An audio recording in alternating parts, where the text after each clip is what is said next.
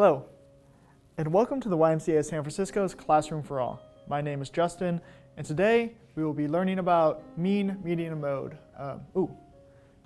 Part 3. So please feel free to follow along at home, or you can just watch and try this own later. So let's go ahead and get started. Like I said, this is the third part of our mean, median, and mode lessons, and today we're going to be looking at how to display our data. So this is the framework of a bar graph. And the bar graph is a very useful tool for looking at data. So if we look up here, I have a list of data points. There's 9 data points in total, and I'm going to show you how to display it on this bar graph. So to begin, we have to label our framework. So this is going to be my y-axis.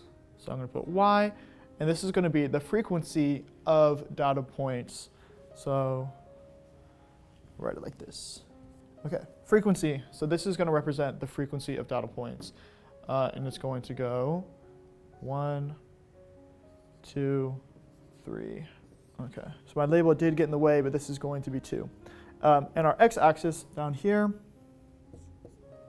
is going to represent our data points.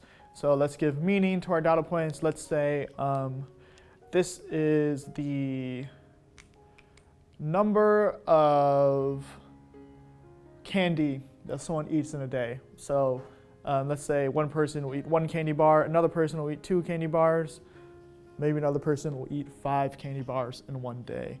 So yes, you definitely need to have some meaning to our data points. So this is going to be candy eaten in a day, and x-axis. Okay, so our x-axis is going to be candy ate in a day.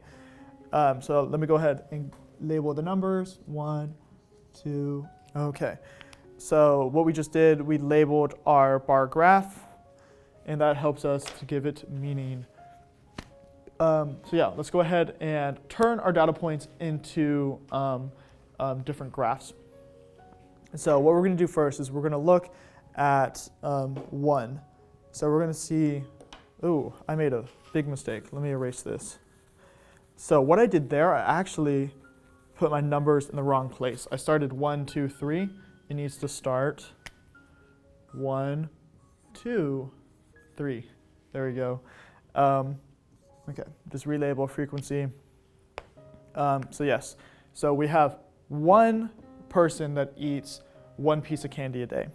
So we're going to go to our 1 category and say a frequency of 1. We only have 1 person that eats 1 piece of candy a day. Okay, how many people eat 2 pieces of candy a day? So let's look up here. We only have 2 number 2s, so we're going to say that 2 people, 2 people eat 2 pieces of candy a day. So basically what we're going to do is we're going to do the number. So 3 people, this is a person that eats 3 pieces of candy a day, and we're going to count how many people eat 3 pieces of candy a day. So here's 3, and we're going to go up to here because 3 people eat 3 pieces of candy a day. Okay, so how many people eat 4 pieces of candy a day? 1, 2. So 2 people eat 4 pieces of candy a day. And how many people eat 5 pieces of candy a day? Only 1 person. So there we go. So this is a pretty standard, normal bar graph.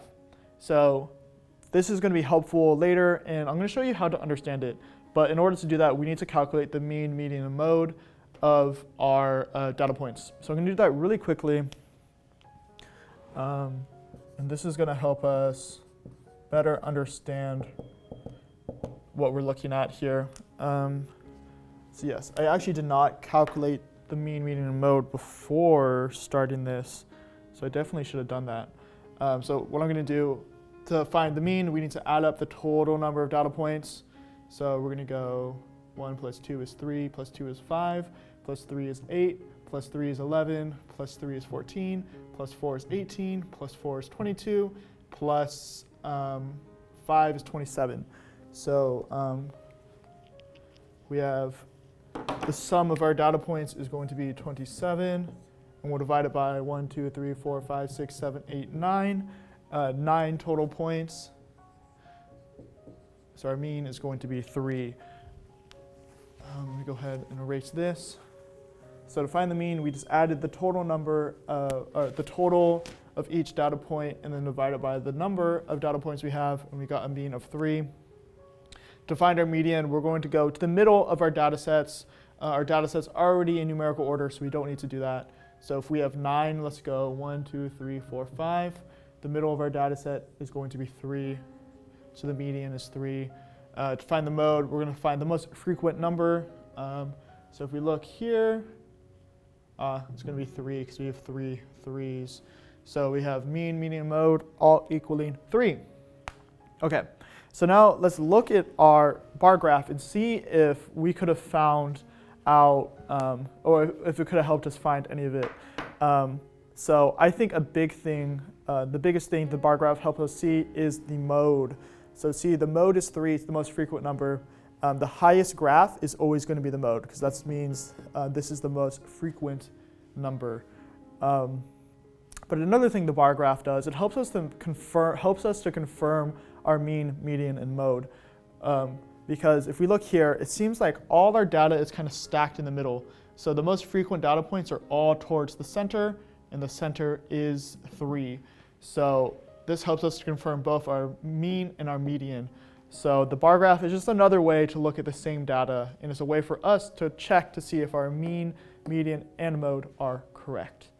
So this is going to conclude our mean, median, and mode lessons. This is part 3, the final one. If you haven't seen the other ones, I highly suggest that you go watch them. So thank you so much for joining me in mean, median, and mode. You can always join us at YMCASF.org/classroomsforall for more amazing videos. And I will see you soon.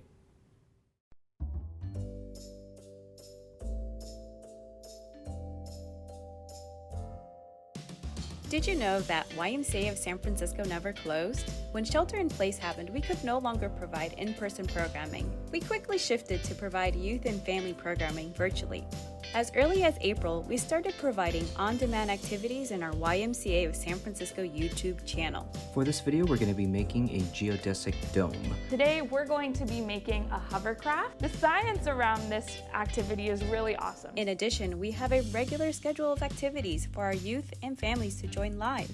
We feature read-alouds, yoga, family Zumba, arts and crafts, drawing clubs, and more.